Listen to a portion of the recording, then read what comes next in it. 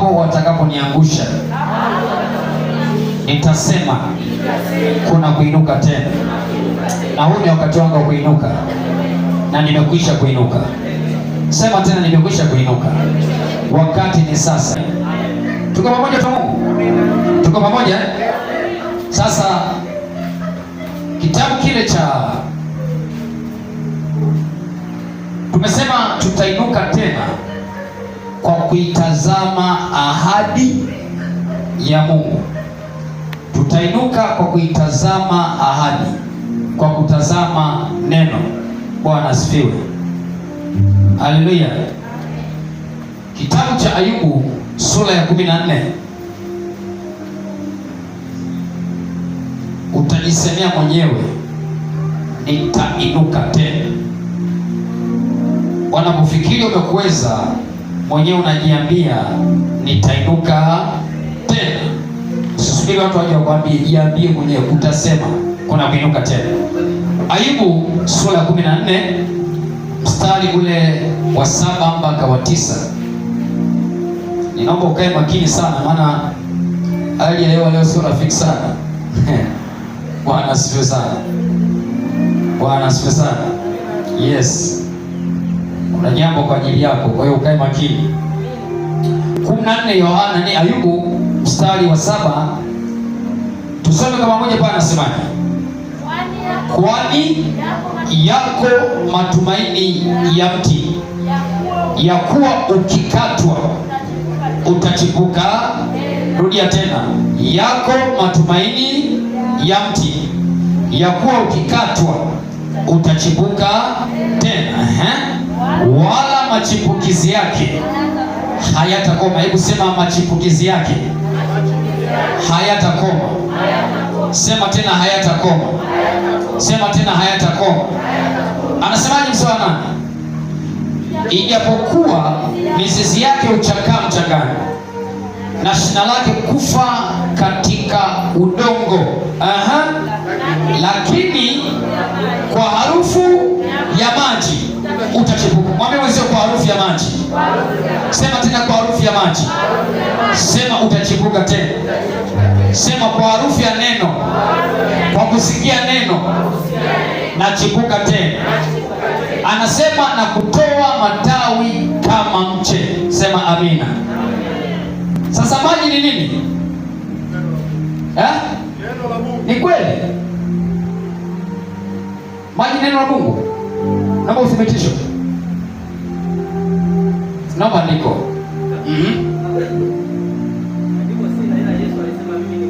Yesu alisema mimi ni maji, maji ya uzima. Tuthibitishie, tuthibitishie. Unajiteteaje mahakamani? Sheria inasema. Sheria gani na wapi?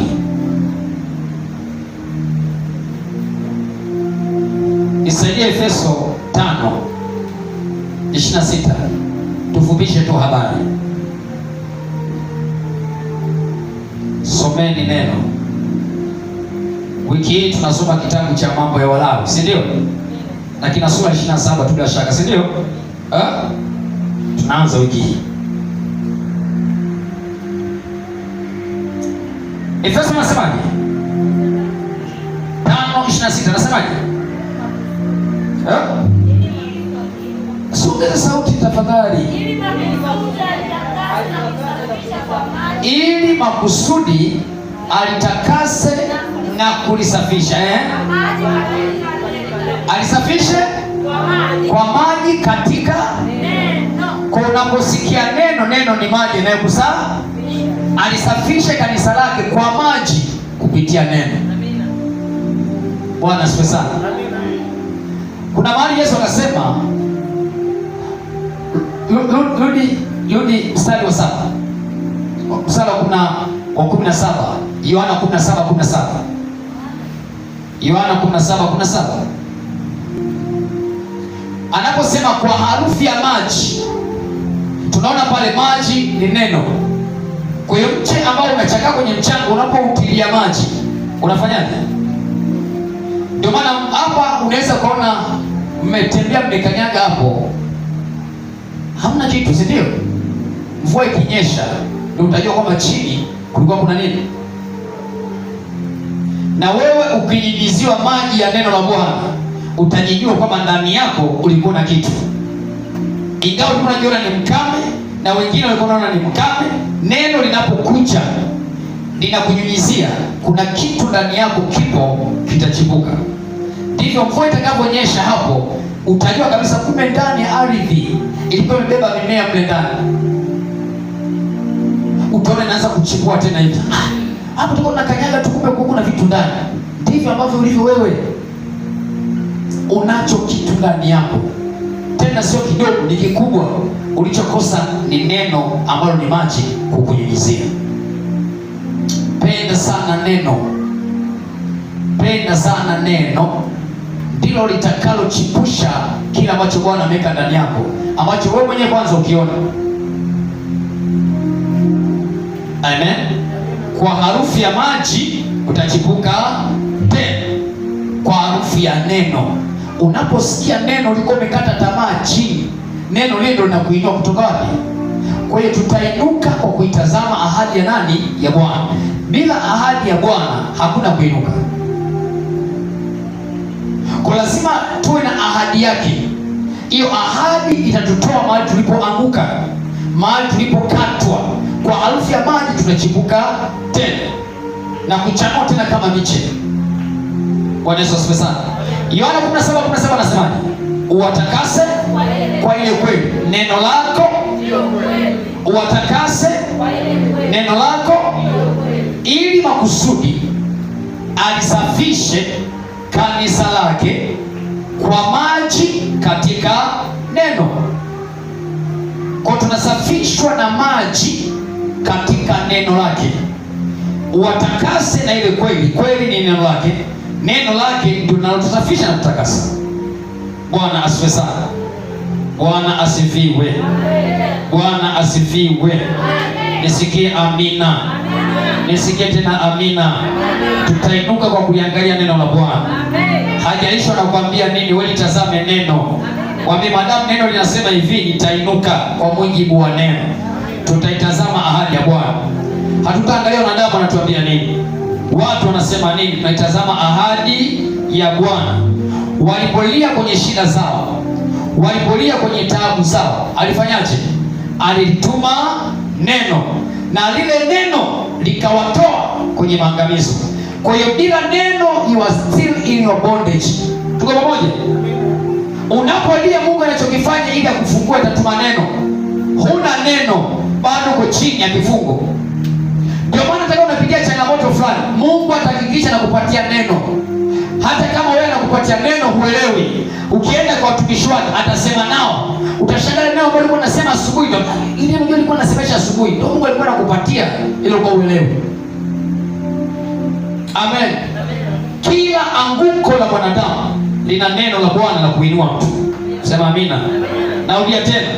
Kila anguko la mwanadamu kuna neno la Bwana la kuinua mtu. Ukianguka kwa dhambi, kuna neno la Bwana kukutoa kwenye dhambi na kukuinua tena juu. Amen. Jamani, mwenye haki huanguka hata mara ngapi? Mara 7, lakini akaondoka tena, akasimama tena. Kwa hiyo kuna kusimamishwa ukianguka na mwenyewe kupitia neno lake. Anakwambia mwanangu, ungama uovu wako tu, kwamba umenikosa na kunitenda mambo ya hiana. Anasema rudini enyi watoto wenye kwasi. Unaona, ukidondoka unasikia neno rudi, unasikia rudi, rudi. Wewe unapoogopa hata kumkaribia Mungu, Mungu anakuambia rudi neno. Amen. Amen. Amen. Sema tena amen. Sasa kama Bwana amekuinua, nani mwingine anakunyeshia kidole? Ndio maana Warumi 14 mstari wa 4 anasema, nani wewe umhukumuye mtumishi wa Bwana mwingine? Anasema kwa bwana wake usimama na kuanguka, naam atasimamishwa tena, maana aweza kumsimamisha. Jamani, Bwana apewe sifa. Bwana sifiwe. Bwana sifiwe. Sasa wewe umedondoka, umepigwa ngwala na adui, Umekuja kujisalimisha kwa Bwana, mtumishi, kwa kweli 1 2 3 hapa kwa kweli nimepigwa mgwala. Na ni Mungu amekushuhudia sasa ndani Mungu hebu kuficha wewe ngoma imekuwa nzito. Umeona jisalimishe. Hata mimi nasema hata mimi sikuhukumu. Umesamehewa dhambi zako ile usitende dhambi. Siwezi kuhukumu kama toka hapa. Taki watu wawezi hapa. Taki vibaka hapa. Taki namna hii. Mimi ni nani kuhukumu? Unani umhukumue mtumishi wa Bwana? Mwingine kwa bwana wake huanguka na ufanyaje? Usimama. Naam, aweza kumsimamisha. Kama Bwana anaweza kumsimamisha, mimi ni nani? Amina. Amina. Kuna kuinuka tena. Usikae mahali ulipoangukia. Kuna neno la Bwana kukuinua hapo. Tazama ahadi ya nani? Rudi kwenye neno la nani? Bwana asifiwe sana. Umeanguka kwenye kaugonjwa, litazame neno linasemaje. Neno lile litakuinua, utakuwa na afya tena kama kwanza. Bwana Yesu asifiwe sana. Jamani, Bwana asifiwe. Unanielewa ninachokisema lakini? Au ndo unaanza kunielewa? Unaanza kunielewa au umeshanielewa? Tunasonga mbele tafadhali. Warumi 4:18 mpaka 22.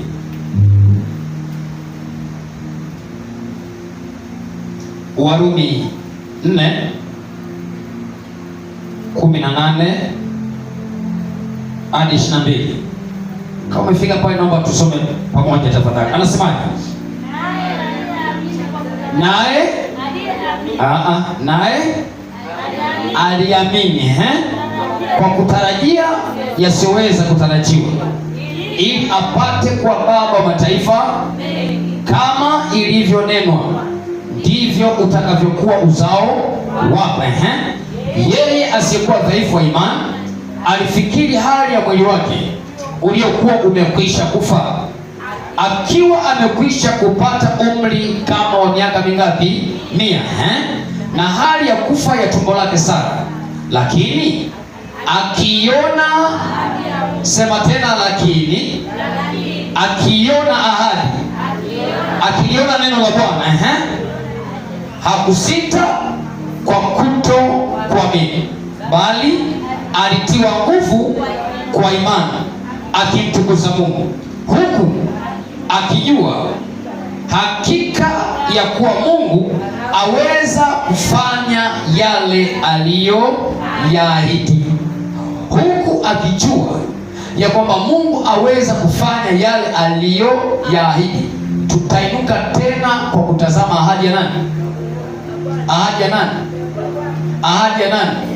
Biashara imekufa, itazame ahadi ya Mungu kuinua kwenye biashara. Sio waanze kulia pale chini, tazama neno. Ibrahimu hata mke wake tumbo lake alifai tena swala kuzaa, ameshakoma, lakini alipoikumbuka ahadi ya Mungu ya kwamba watakaotoka kwenye viuno vyako ndio watakaorithi, ya kwamba nitakupatia uzao kwa mke wako Sara, akashikilia, akakumbuka ile ahadi, ndio ikamtia nguvu kwamba Mungu atanitendea tena. Bwana asifiwe sana. Na hakika yake alipata Isaka kwenye uzee. Hakusita kwa kutokuamini, alitiwa nguvu kwa imani, akiitazama ahadi yake. Umekata tamaa kwa sababu huna ahadi. Umevunjika moyo, uone kama kuna kuinuka tena kwa sababu huna ahadi. Nisaidia kitabu cha Ezekiel 37 mstari wa 1 mpaka 14. Uwezi ukainuka kama una ahadi yake. Ibrahimu alitazama ahadi ya Bwana, ndio iliyomfanya Mungu akamkumbuka na kumpa uzao. Ezekiel 37 mstari wa 1 mpaka 14. Ezekiel amechukuliwa katika roho na Bwana, kapelekwa kwenye bonde limejaa mifupa mikavu. Neno la Bwana linasema, mkono wa Bwana ulikuwa juu yangu, naye akanichukua nje katika roho ya Bwana, akaniweka chini katikati ya katikati ya bonde, nalo limejaa mifupa. Akanipitisha karibu nayo pande zote, na tazama, palikuwa na mifupa mingi katika ule uwanda, nayo tazama, ilikuwa mikavu sana. Hebu mwambie sana. Akaniambia, mwanadamu, je, mifupa hii yaweza kuishi? Hata mimi nikamwambia Mungu, haiwezi kuishi. Akili za binadamu hazielewi, haiwezi. Lakini angalia, nami nikamjibu, e Bwana Mungu, wajua wewe. Akaniambia tena, toa unabii juu ya mifupa hii, uiambie. Toa unabii juu ya ofisi yako, iambie. Toa unabii juu ya banda lako la kufugia, liambie. Toa unabii juu ya shamba lako, liambie. Nini ambacho kimekauka? Nini ambacho hakizai tena? Bwana anasema toa unabii. Anasema wajapo kuangusha utasema. Mungu anataka useme. Nemo, unanielewa?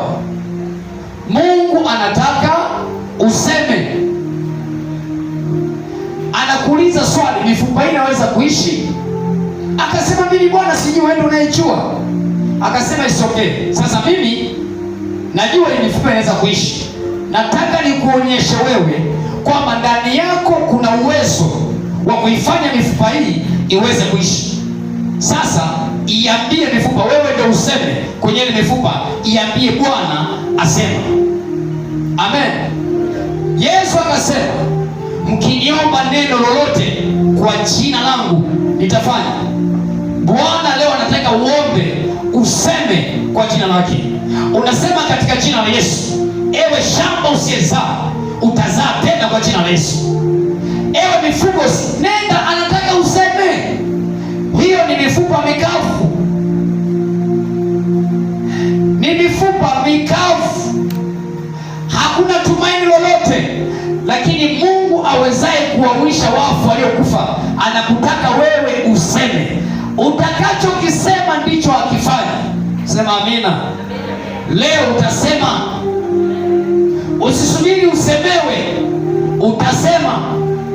Mimi nimeshamaliza kukutamkia. Ni zamu yako nayo kuisemea mifupa yako mikavu. Kama ni biashara yako, na wewe iambie biashara. Ukikanyaga tu pale ofisi, unaiambia wewe ofisi. Unanielewa? Iambie. Ndio mifupa mikavu hiyo.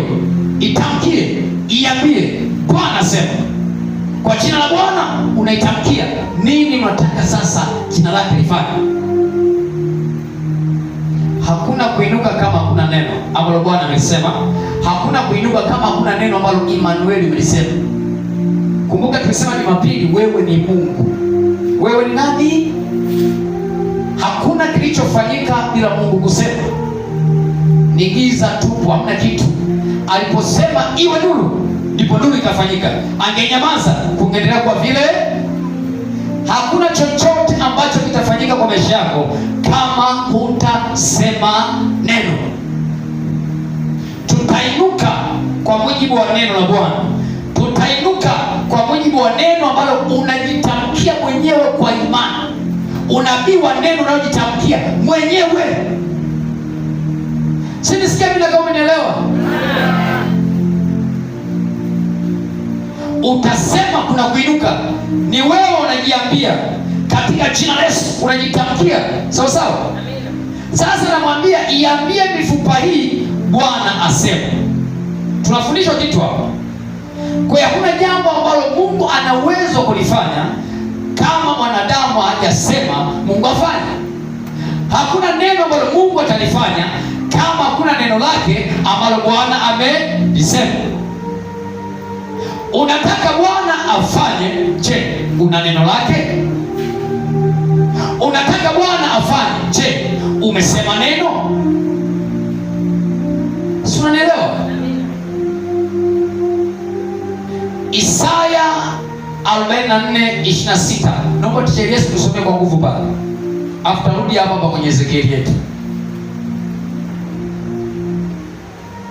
Isaya 44:26. 44:26. Ima nifungulie Ayubu 22:28.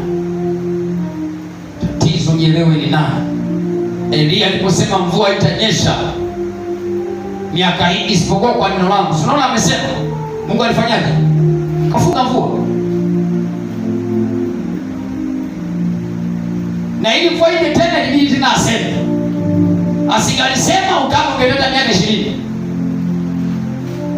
Akamwambia au inuka ule na kule, mvua inakuja tele. Kapanda mlimani, kaenda kuomba tele. Chochote Mungu afanye, anakutaka useme. Usiposema hakuna kitendea kazi cha Mungu kufanya. Bwana Yesu asifiwe sana. Amen. Soma pale nasemaje? Soma kwa nguvu nikusikie. Kama sikusikie vile. Wow. Nilithibitishaye neno la mtumishi wangu na kuyafikiriza. Aha, nalithibitisha. Yaani ninapokutamkia ima kwamba umeinuka, umefanikiwa tayari, umeshapata tayari, kile nilichokisema kwako Mungu atakithibitisha. Kitakuwa baba alimtamkia. Umeelewa? Sasa mimi sitaki leo nikutamkie, maana nimekutamkia sana. Nataka ujifunze kujitamkia na ukamwone Mungu akifanya ulichojitamkia. Kama na wewe ni mtumishi wake, atathibitisha ulichokisema. Elia mtishi wageni wa Giliadi akasema, kama mimi ni mtumishi wa Mungu, ninaamuru moto ushuke kutoka mbinguni ukuteketeze wewe akida nao hamsini wake. Moto ulichelewa, moto ulichelewa. Nilithibitishaye neno la mtumishi wako. Mungu asingeshusha moto kama kuna neno lililotamkwa la moto kwa mlio ushuke. Mungu anasubiri useme. Hajafanya kwa sababu hujasema. Leo anakutaka useme, na utakachosema atakithibitisha. Ayubu 22:28 anasemaje? Binti yangu, nije kulala hapa tafadhali. Anasema nawe utakusudia neno. Nawe utakusudia neno. Hebu sema nami nitakusudia neno. Sema tena nami nitakusudia neno. Sema nami nitakusudia neno. Nalo litathibitika. Nalo litathibitika. Sasa umekusudia nini? Mimi wa hivi hivi. Utakuwa wa hivyo hivyo, atathibitisha kwa hivi. Nawe utakusudia neno. Na utafanyaje? Alafu na mwanga utazangazia njia zako. Na mwanga utazangazia njia zako. Leo Bwana anataka useme neno, akalithibitishe. Yaani yuko standby, anasubiri useme, akathibitishe ulichokisema. Huna ambacho umekisema, naye Mungu hana cha kufanya kwako, sababu anasubiria neno useme. Amen. Biblia inasema giza lilikuwa limetanda na Roho Bwana yuko pale, lakini hakuna kilichofanyika. Roho Mtakatifu yuko pale, anasubiria neno la Bwana liseme. Bwana aliposema iwe nuru, Roho Mtakatifu akaingia kazini, katengeneza nuru. Bwana aliposema maji yatengane mahali pamoja pakaonekane, Roho Mtakatifu katenga maji yakakusanyika mahali pamoja pakaonekana. Akaita makusanyiko ya maji bahari, nchi kavu, maji yalipoondoka akaita nini? Nchi. Akasema tena nchi na itoe kila mche uzao matunda kwa jinsi yake. Nchi kafanyaje? Ikatoa. Kwa hiyo asingalisema, japokuwa nchi ina mimea kule chini, inasubiri neno tu la Bwana litamkwe. Lisingetamkwa, mimea isingetoka. Aliposema nchi itoe kila mche kwa jinsi yake, uzao matunda kwa jinsi yake, Biblia inasema nchi ikatoa. Bwana anakutaka useme. Bwana anakutaka useme. Utachosema atafanya. Roho Mtakatifu masiku yake yako hivi sasa hivi, anasubiri useme. Kila utakachokisema anakwenda kutenda.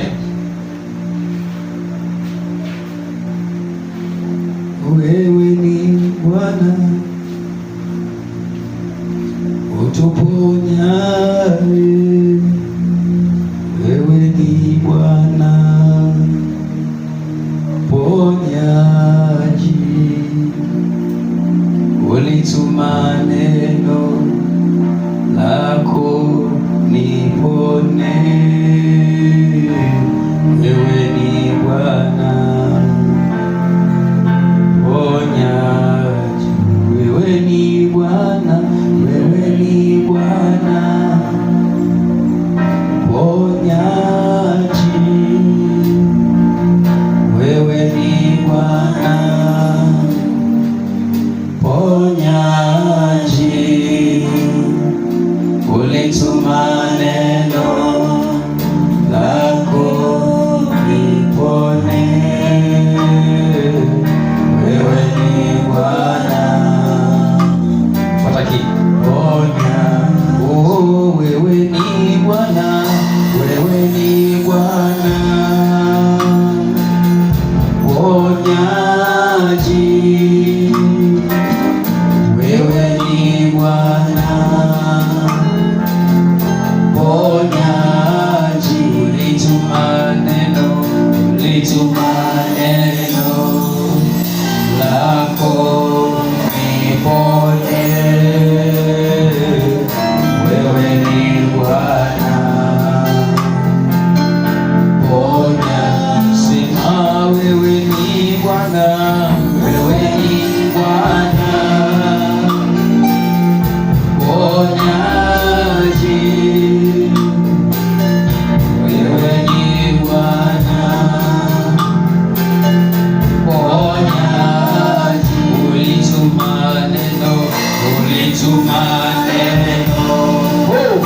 lako nipone. Wewe ni Bwana ponya, sema wewe ni Bwana, wewe ni Bwana ponyaji, wewe ni Bwana ponyaji, ulituma neno lako nipone.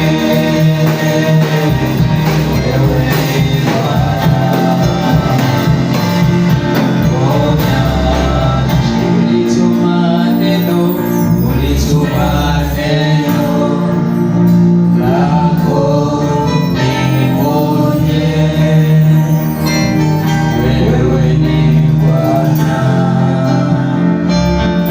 ponyaji, ulituma neno lako nipone. Wewe ni Bwana ponyaji, sema amen. Lazima kuwa kuna neno. Kama yeye analituma neno akuponye, basi lazima na ulitume neno, lazima useme neno. Amen. Kama si neno lake, basi hilo neno la kinywa chako. Akamuumba mtu kwa mfano wake, kwa mfano wa Mungu akamuumba mwanamume na mwanamke aliwaumba. Umeumbwa kwa mfano wake. 33 Zaburi 9 nasema, yeye alisema ikawa, aliamuru ikasimama. Kama yeye alisema, wewe utasema itakuwa, utaamuru itasimama. Wewe ni Mungu mdogo duniani. Kama Bwana alisema ikawa, Mungu anaseka sikio lake, anasema mwanangu anasemaje. Cha ajabu anachokishangaa, unasema tu mimi sijui kama nitafanikiwa, mimi sijui kama nitaolewa, mimi sijui kama mimi sijui kama wewe. Mungu huyo anajitamkia hapa, Mungu mwenyewe anashangaa. Biblia inasema aliye dhaifu na aseme ni hodari. Ni kweli dhaifu, usiseme dhaifu, sema mimi ni hodari. kwa sababu wewe ni Mungu. Unachokisema kwa habari ya uhodari wako, ingawa kuna udhaifu, uhodari, neno lolitamka la uhodari litameza udhaifu wa adui. Neno la Bwana li hai, tena lina nguvu, tena lina ukali kuliko upanga uwao wote ukatao kuwili. Tena sumalizie, sema tena, la choma. Neno la Bwana lina hizo sifa. Kwenye Yeremia 23:29 anasema, je, neno langu si kama moto na kama nyundo ivunjayo mawe vipande vipande? Je, neno lako likoje? Unachokisema kwenye ulimwengu wa roho ni moto. Biblia inasema ulimi ni moto katika ule ulimwengu wa uovu. Ulimi ni moto. Unatumiaje ulimi? Ulimi huo umeharibu maisha yako mwenyewe. Huo ulimi, chunga unachokisema, jadhari unachokisema. Unachokisema kitakulalua mwenyewe, kitakuharibu na kudhuru mwenyewe. Hujajua nafasi yako, wewe ni Mungu. Kama hii ni Samsung, si ndio? Amen, amen. Na Mchina ametengeneza naye kopi za Samsung, si ni kweli? Sawa sawa sawa. Kama OG inaitwa Samsung, kopi ya Samsung itaitwa Nokia. Itaitwa nini? Itaitwa nini? Kama aliyekuumba ni Mungu, wewe ambaye kopi ya Mungu unaitwa nani? Shetani. Unajichukuliaje? Unajichukuliaje?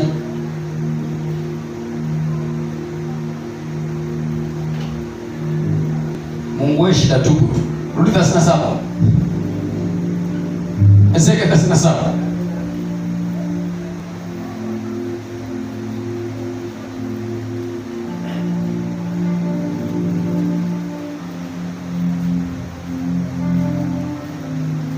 Bwana akamwambia, iambie mifupa hii maneno haya, tazama, nitatia pumzi ndani yenu, nanyi mtaishi, nami nitatia mishipa juu yenu, nami nitaleta nyama iwe juu yenu, nami nitafanyaje?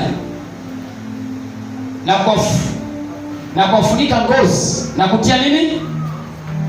Na kutia pumzi ndani yenu, nanyi mtaishi, nanyi mtajua ya kwa mimi ndimi Bwana. Basi nikatoa unabii. Asingesema kisingefanyika kitu. Bwana kwa sifa. Anasemaje?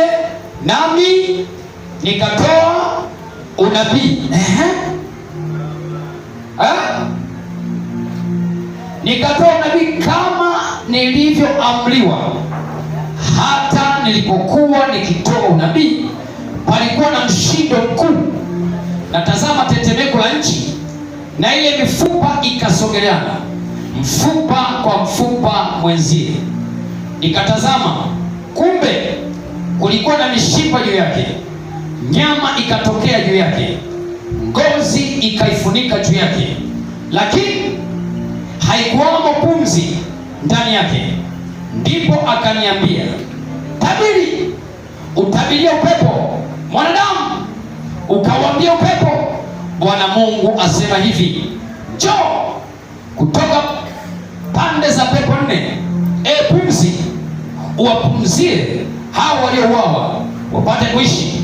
Basi nikatabiri kama alivyoniamuru, pumzi ikawaingia, wakaishi, wakasimama kwa miguu yao, jeshi kubwa mno.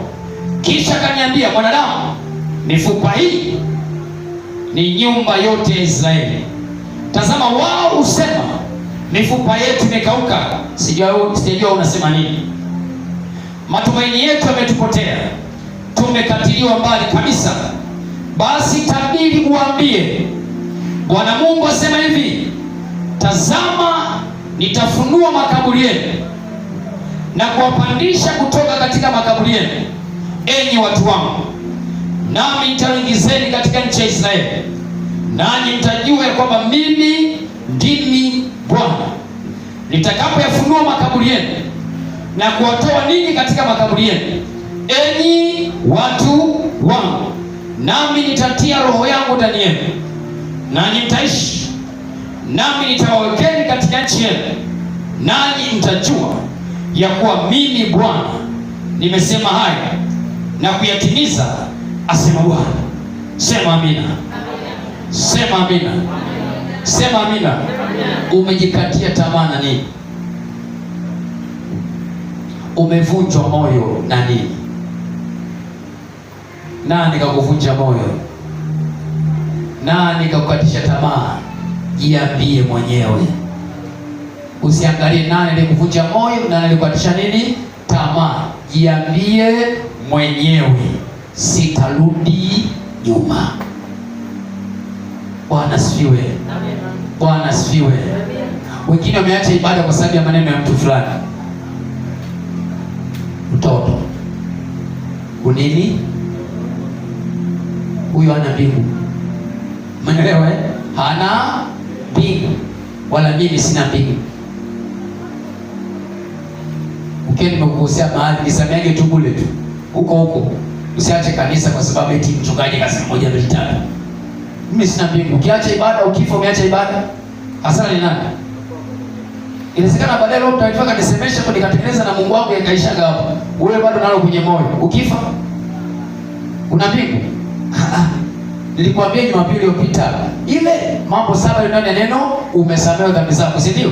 Tukasema kuna pointi moja, tukasema jifunze kujisamehe mwenyewe. Hata kama aliyekukosea hajaje kuomba nini? Msamaha. Umeelewa? Mwenyewe jifunze kujisamehe. Hata kama aliyekukosea, mengine na kufanyia makusudi tu, utafirike, utibuke. Kuna watu wanatumika na adui bila kufanyaje? Bila kujijua. Ukiona jambo amefanya limekukatiza, wewe mwambie tu Mungu, mimi nimemsamehe, kwa sababu mwambie ajua analotenda. Hivyo tunakusaidia. Na nikamwambia mtu mmoja, ukiona mtu amefanya jambo limekukwaza, limekufanya ukakosa mbele za Bwana, usimwone ni yeye. Jua ni nani? Biblia inasema shetani akamwingia nani? Yuda. Asingemwingia Yuda, asingemsaliti Yesu. Si kweli? Alipomwingia tu, Yesu akaanza kumtafuta kumsaliti nani? Baada ya shetani kuingia. Kwa hiyo kilichomsababisha Yuda kumsaliti Yesu si Yuda, ni shetani alikuwa ndani ya nani? Kinachomfanya huyo kufanyia naye kufanyia sio yeye, ni pepo ndani yake. Kwa hiyo msamehe bure, sio yeye. Mwambie tu Bwana, naomba umfungue kwenye hicho kifungo. Pepo likimtoka akili zake zikule, sasa jamani, nisamehe jamani, nisikujua. Sasa utamchukia bure, utamkasirikia bure. Matokeo yake Biblia inasema amchukiaye ndugu yake ni muuaji, na ushaua.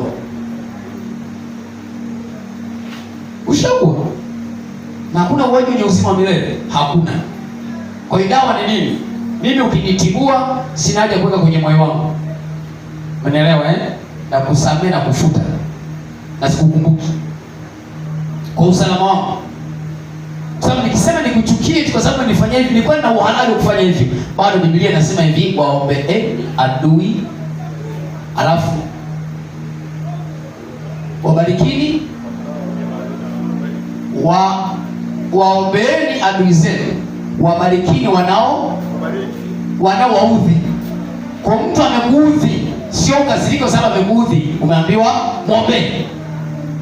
Unataka utaki ni amri ya mwenyewe, bosi ameshasema muombe. Mambo magumu haya. Takutigwa mpaka imefika hapa, neno la kwambia amekuudhi. Baba ameniuzi. Kwa nini ameniuzi? Muombe. Na kumbiani baba ameniuzi? Muombe. Huyo nani adui yako? Bwana adui yako ndio anasababisha mambo ya anakwambia mpende. Wapendeni adui zenu, waombeeni wanao. Kanuni ya baba ni ngumu. Kafanyiwa aliyofanyiwa Yesu. Yuko pale msalabani, akasema Baba uwasamehe kwa kuwa wajua na ulifanya. Na wewe mwambie Baba msamehe tu, na mimi nimemsamehe kwa sababu wajua anachokifanya. Laiti angejua anachokifanya kwamba hiki kitaniumiza, kitanikwaza, asingefanyaje? Asingefanya. Kwa sababu ni adui yuko ndani yake. Baba msamehe tu, fungua fahamu zake tu aelewe. Umenielewa? Umenielewa?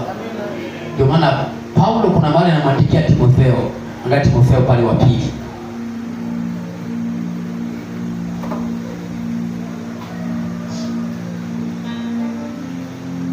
Aliyekuudhi muombe. Roho Mtakatifu atasema naye tu, hajajitambua kama hicho kifanya kilikuwa sawa sawa, atakuja mwenyewe kutuma na machozi. Amen. Timotheo wa pili sura ya 2 mstari wa 24 hadi wa 26. Kamata hiyo neno. Anasema hivi: tena haimpasi mtumwa wa Bwana kuwa mgomvi. Yaani hatupasi si watumishi kwa nani? Wagomvi. Sasa mtumishi wa Bwana umeokoka, wewe mshari. Haimpasi mtumishi wa Bwana kuwa nani? Kuwa mgomvi, bali kuwa mwanana kwa watu wote. Unaelewa? Kuwa mwanana na watu wanaokuudhi, wanaokufurahisha, wasiokufurahisha, uwe mwanana kwa watu wote. Wanakusema vizuri, wanakupamba, wanakuchukia, wanakusema vibaya, uwe mwanana kwa watu. Anasema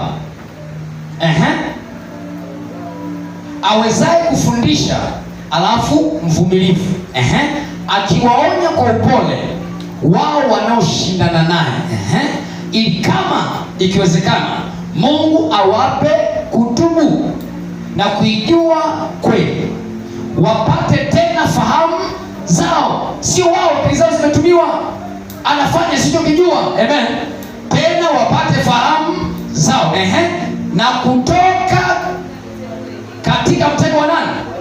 Ambao kwa hao wametegwa naye Ibilisi, hata kuyafanya mapenzi yake. Ukiona huyu ametegwa na ameshanasa kwa shetani, anayafanya mapenzi ya shetani bila kufanyaje? Kujua. Kwa hiyo hata ukimkasirikia haikusaidii, kwa sababu sio fahamu zake. Fahamu imefanyaje? Imeshikwa. Unanielewa Justin? Unanielewa Justin? Tunainuka. Waliokukosea, waliokutibua, same. Nasikia mengi ambayo sijayafanya. Mpaka sema jana, anasema mimi niliyafanya wapi? Na alikuwa wapi wakati nafanya mpaka anasema haya? Lakini mimi naingilia huko nimetoka, kwa sababu nikiweka hapa sina ujasiri wa kusema mbele zako hapa, sina. Umeelewa eh? Mungu afanye kazi na watu ambao mioyo yao ina makolo kocho. Kituo cha Mungu ni moyo wangu, ndio madhabahu hii. Nikishatigua huku, hakuna mahali unaweza ukapokea. Kwa kabla sijasimama hapa, nahakikisha kwamba kuna nani ambaye nilitua Mambunda tumalizane. Mambunda ndio amesema mimi maneno ya kweli. Mungu msamehe tu. Nimeshamsamehe, nimwachilia. Hata hajui mimi huku nishamfuta, nishamdelete, huku sina chochote. Kwa Roho Mtakatifu wewe uchukua nafasi. Tawala Roho Mtakatifu. Kaa huku ndani yangu. Yasikae maneno hayo, visikae hivyo, yasikae kaa wewe. Sasa tukafanye kazi. Nachomoka naye huko, natoka naye geto huko, tunakuja naye wote hapa. Tunaye hapa. Bwana asifiwe. Sasa nije na moyo wangu nitakuwa mwenyewe hapa. Nitamwacha kule. Nitakuja mwenyewe. Upo. Mungu ni roho, sio mwili. Kama ni roho nakaa wapi? Sema ndani yangu. Kinachokufanya uwe Mungu ni kwa sababu ya Mungu aliye ndani yako. Kama si Mungu, wewe una sifa kwa Mungu. Takataka kama takataka nyingine. Bwana asifiwe. Bwana asifiwe. Niungoe. Wewe vipi bwana?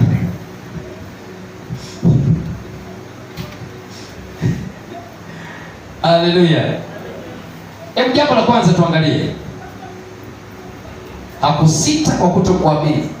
Alipoiona ahadi akatiwa nguvu. Na sisi tunatiwa nguvu na ahadi, tutainuka tena. Hiyo ndio ahadi tunainuka nayo. Amen. Mtu kikatwa tunainuka, ndio tunayo ahadi, tunatiwa nguvu na hiyo ahadi. Ukienda ofisini kwako mambo yasogei, lakini Mungu amesema nainuka tena, unatiwa nguvu. Mambo yanasonga mbele. Amen. Ni kweli we nainuka tena. Kwa tunasema jifanyaga na imani, nainuka tena. Ndio sio tunajifanyaga, tuna imani, sio tunajifanyaga. Tuna imani. Nainuka tena. Unafikiri kama katarudi yako? Anarudi tu. Mwaka wa kwanza anarudi tu. Mwaka pili anarudi tu.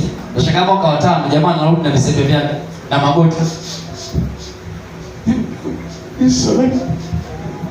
Lakini mwaka nimeshafanyaje?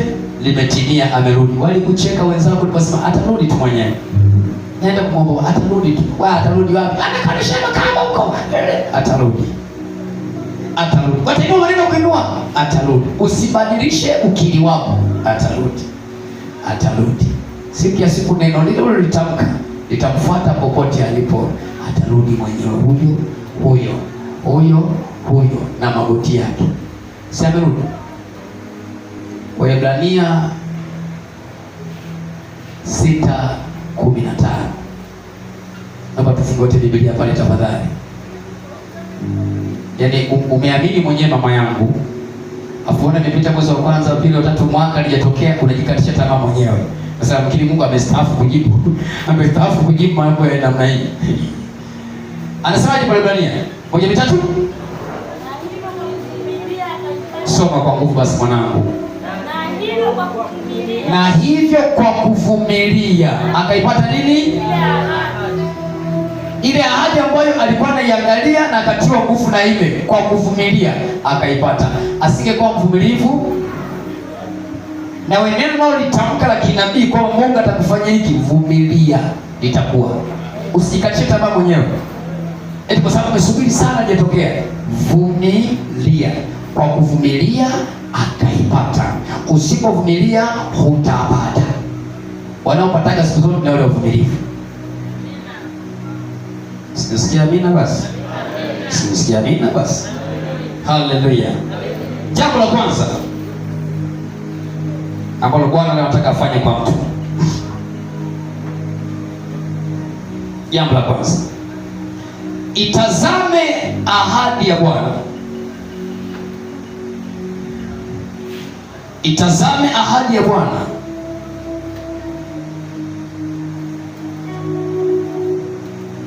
Itazame ahadi ya Bwana ya kuinuka tena. Itazame ahadi ya Bwana ya kuinuka tena kutoka mavumbini au chini. Itazame ahadi ya Bwana ya kuinuka tena kutoka mavumbini au chini.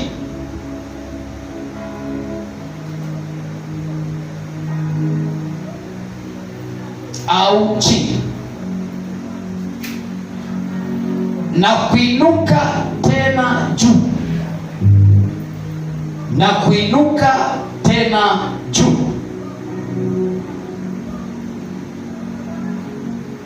na kuinuka tena juu, na kuketishwa na watu wakuu, na kuinuka tena juu, na kuketishwa na watu wakuu. Sema amen. Sema amen. Sasa leo tuitazame ahadi ya Mungu kutuinua kutoka wapi? Mavumbini. Nisikize kitu kimoja my friend, ambacho kama sikio yako hayataki kusikia, lakini ndio ukweli ulipo. Ukitaka Mungu akuinue juu, hawezi akakuinulia ukiwa juu. Sharti kanuni yake ushuke. Upo mzee? Mungu alipotaka kumuinua Ayubu, ilibidi cha kwanza amshushe, apukutishe kila kitu. Inarudi wapi?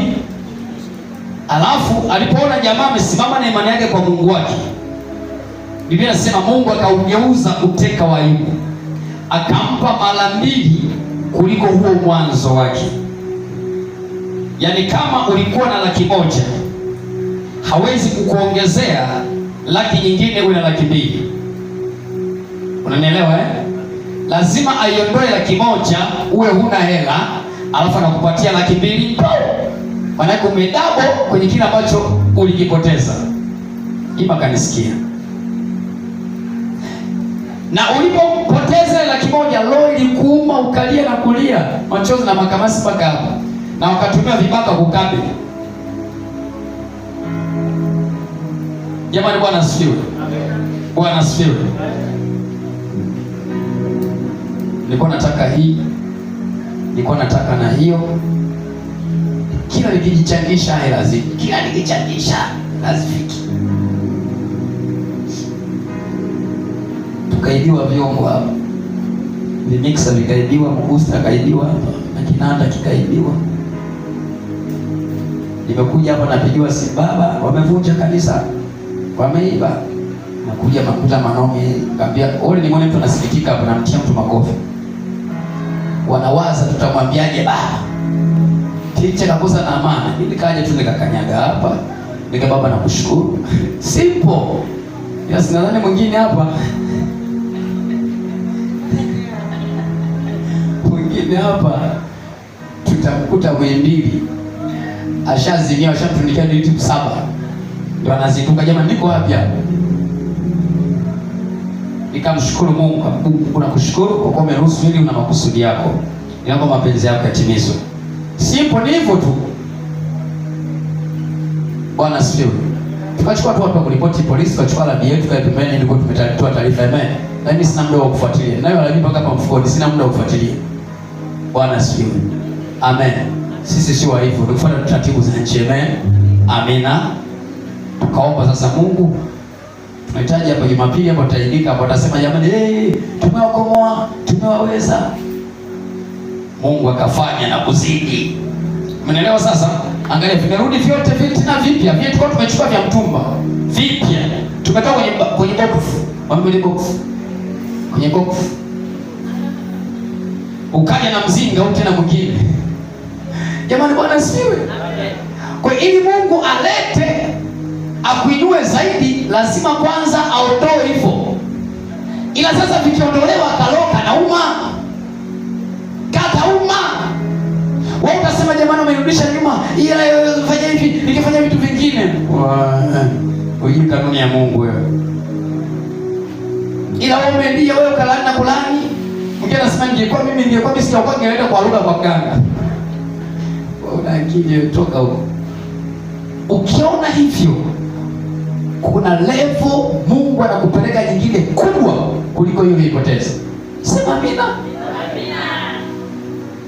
Mithali 16 inasemaje? Bwana amefanya kila jambo kwa kusudi lake.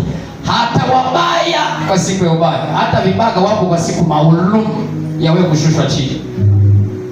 Wapo. Kwa vibaka na nini watumishi wa nani? Kuna mtu anielewe. Ni watumishi wa Mungu kwa siku ya wewe kushushwa chini. Ili Bwana kutolee chini kwenye mavumbi kukatisha na nani? Tunaomba Bwana niinue, Bwana nitoe Bwana, inua biashara yangu Bwana, ifanye ukubwa Bwana, kuuza biashara Bwana. Hayo maombi, jiandae. Jiandae kwa tukio. Jiandae kwa tukio. Unanielewa tunasema? Jiandae kwa nini? Kwa tukio. Ambayo itakufanya huna kitu. Afu Mungu anakuja kuinua, unakuja kupewa double kuliko ulivyokuwa navyo. Ayubu alipopoteza vitu vyake vyote, alipoteza na watoto wake wangapi? 7. Haya. Kwa punda, ngamia, ng'ombe, kondoo, dabu. Watoto alikuwa nao 7. Mungu mara ya pili akampa watoto wangapi? 10. Amen. Usinung'unike. Yaani mtu katoto kakadawa ni kwenda kategemea haka tu. Ukashangaa Mungu, simemsikia wewe Muhimbili aleza watoto 5 mapacha. Serikali inamsaidia kulea. Simesikia? Ni 5 5. Wewe umepoteza kamoja, umenung'unika wewe, umelia wewe. Unashangaa Mungu pigo moja tu, 5 pa. Hapo kama Mungu anakaa pembeni kwa mwana unasemaje sasa? Vipi? Hiyo imetikio bado. Jifunze sana kushukuru. Umeelewa? Shukrani ina nguvu ya kumuinua Mungu tena kufanya. Shukrani. Biblia inasema Ayubu hakumtenda Mungu dhambi kwa maneno ya midomo. Kwa hiyo dhambi inaanzia wapi? Hapa. Sasa Mungu anaondoa hivyo vyote. Angalia hapo ndo tunapimaga imani ya mtu. Hapo tambo umepigwa roba kila kitu, unakuja kufanya nyumbani kwako, umepata na boksa yako. Kila kitu amesopa. Wamekufunga wewe na bebi wako pale. vyote somba. Kafati kisikini kako umejichangachanga, umenunua sura kisita kale, wamekuja amesomba na kenyewe. Jamani ndio juzi tu ndio kuja kwa mezani jamani.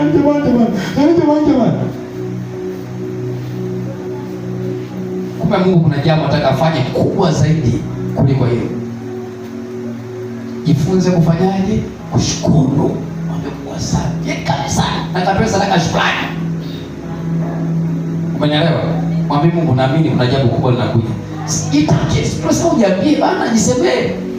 Usiruhusu kunyesha kusema mabaya, jisemee mema. Amina. Bwana asifiwe. Umefukuzwa mahali, mwambie Mungu asante, najua kuna mahali bora zaidi kuliko hapa unanipeleka. Inawezekana umetoka mahali kwa aibu tosha. Kile mtazame hivyo unajitazama kama mtu anayenuka. Unajua hiki kitu lakini jiambie, hii kwetu ni manukato. Umeelewa Ni perfume. Yanapoona mikoko na nuka, mikoko ni perfume. Inikija kuinuka ufanye kwa hivyo ndio Mungu anafanya. Petro anasema mna heri mkitukana na kusema vibaya kwa isivyo haki. Kwa sababu ndivyo inavyostahili wa nani? Watakatifu. Yaani kusema na kutukana usivyo nini? Haki. Yaani hujafanya hicho lakini unasema vibaya, unatukanwa, hujafanya. Anasema mna heri. Kwa sababu hivyo ndivyo inavyowapasa watakatifu. Kwa hiyo sisi kusema vibaya, kutukana ni sehemu yetu. Ila wewe tu kwa sababu hujui ni pasi ya wokovu wako, yakitokea hayo unaanza kunung'unika. Nikikuona hivyo nasema to. Sina lugha nyingine, nasema bado ni to. Haijalishi kwa magumu, haijalishi kwa matusi, haijalishi kwa fedhea, kejeli, vyovyote vile, kunivua nguo, vyovyote vile. Nimekuwa namwambia Mungu asante. Najua umeruhusu haya kwa kusudi, kuna mahali bora zaidi unakonipeleka kuliko hapa. Iambiage hivyo, ndio kanuni niliyojifunza mimi. Na muda itakapokuja kufutika hayo, utasahau ilifutikaga lini. Sema amen. Amen. Samueli wa kwanza sura ya 2. Tunainuka hivyo. Sasa mwenzangu na mimi Amen. Samueli wa kwanza sura ya 2. Mstari wa 6 na wa 8. Naomba tufike pale tusome wote tafadhali. Samueli wa kwanza sura ya 2. Samueli wa kwanza sura ya ngapi? Mstari wa ngapi? Haya, 1-3 tunasemaje? Bwana huua naye hufanya kuwa haya. Hushusha hata kuzimu. Tena sio shetani jamani, ni nani? 7. Bwana humfukarisha mtu. Alafu tena humtajirisha tena hushusha chini, tena huinua juu. Unaona? Kwa ili akuinue juu, sharti kwanza akushushe chini. Ili akutajirishe, sharti kwanza akufukarishe. Yaani unanielewa? Wamesomba kila kitu, kamtajika kwa hii tuliuliza miaka 5. Kila kitu hapo. Mimi mikosi mimi jamani, mikosi mimi au mikosi yoyote. Sasa namna utakaporeact ndivyo itakapokufanya ukae hivyo hivyo milele, au Bwana akuinue zaidi ya vile. Unanielewa? Ayubu kwa sababu kumpenda Mungu dhambi kwa midomo yake ndio iliyomfanya Mungu akampa mara 2 zaidi. Angemkufuru, angetamka maneno yasiyofaa kwa Mungu wake. Alikuinua nani? Shetani? Mungu. Mungu yeye ndio amemsema vibaya na ni vibaya. Anayekuinua ni nani? Nani tumetaka pale? 1-3. Nani? 1-3. Soma kwa nguvu. Humwinua mnyonge kutoka mavumbini. Humpandisha mhitaji kutoka jaani. Ili awaketishe pamoja na wakuu. Hebu sema ili aniketishe pamoja na wakuu. Sema ili aniketishe pamoja na wakuu. Wakakirithi kiti cha enzi cha utukufu. Kwa maana nguzo za dunia zina Bwana, naye ameuweka ulimwengu juu yake. Ili awaketishe pamoja na wakuu. Anamwinua mnyonge kutokea wapi? Kwa hiyo kama hujapigwa mwelekeo uko chini kule, huwezi kuinuliwa ukiwa uko juu. Lazima ushuke chini, lazima ukae kwenye mavumbi, ili kutokea kwenye mavumbi sasa akuinue pale. Sema amen. Sema tena amen. Sema tena amen. Zaburi 89.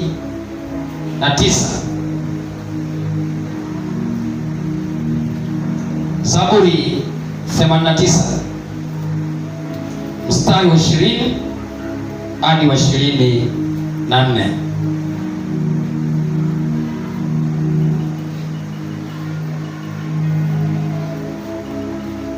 Zaburi 89 mstari wa 20 hadi wa 20 ngapi? Anasemaje pale?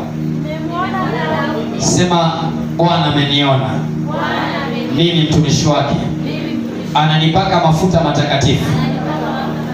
Sema amena. Anasema nimemwona Daudi mtumishi wako, alafu nimempaka mafuta yangu mataka.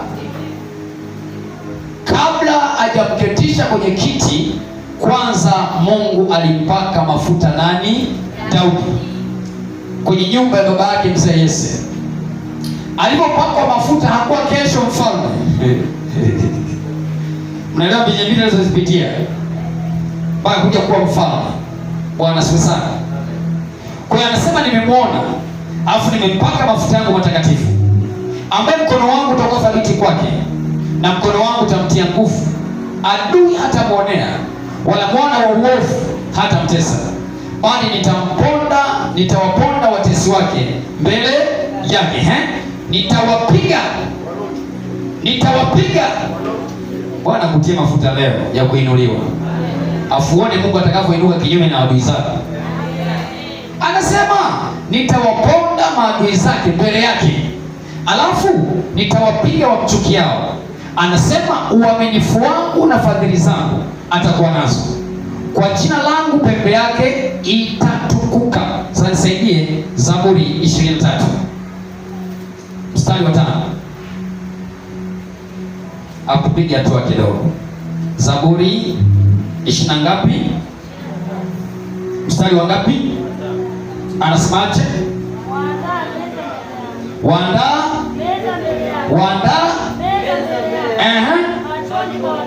rudia tena. Mbona tutakwenda kuwakalaisha safari hii? Mungu anakuandalia meza mbele ya maadui zako waliokuangusha.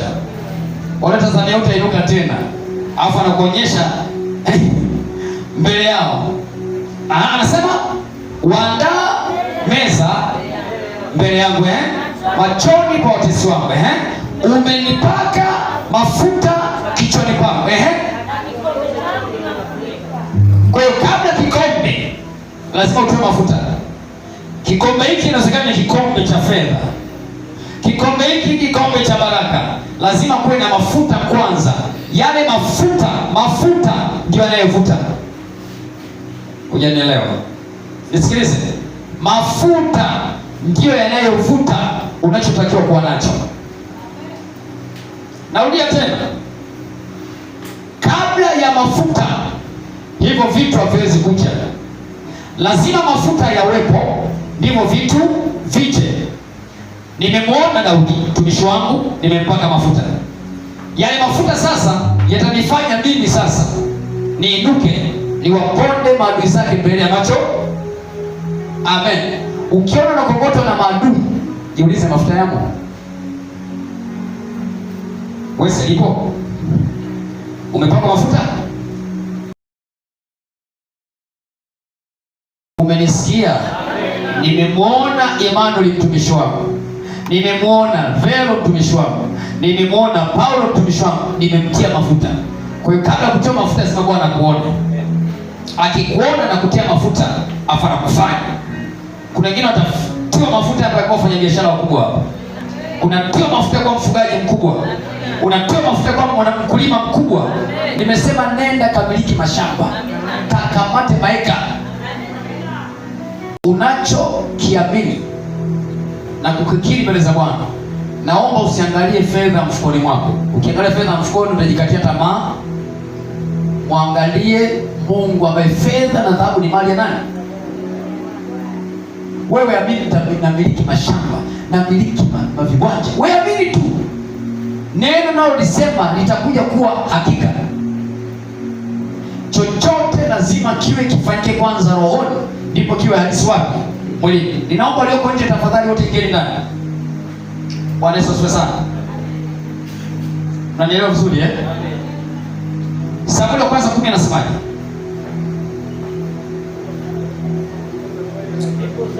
Ndipo akakitwaa kichupa cha mafuta, akayamimina kichwani pake, akambusu, akasema, je, Bwana hakukutia mafuta uwe mkuu juu ya watu wake Israeli? Nawe utamiliki watu wa Bwana na kuokoa na mikono ya adui zao. Kisha hii itakuwa ishara kwako ya kwamba Bwana amekutia mafuta. Mstari wa 6 anasemaje? Na roho ya Bwana itakujilia kwa nguvu, nawe utatabiri pamoja nao, nawe utageuzwa kuwa mtu. Mafuta yanakugeuza, utageuzwa kwa mtu mwingine. Basi hapo ishara hizi zitakapotukia, fanya kama uonavyo vema, kwa kuwa Mungu yu pamoja nao. Hakuna kugeuzwa kama hujatiwa mafuta. Utabakia kuwa vile vile ulivyokuwa majuzi, kwa sababu hakuna mafuta ambayo umetiwa juu yako. Nani anayekutia mafuta?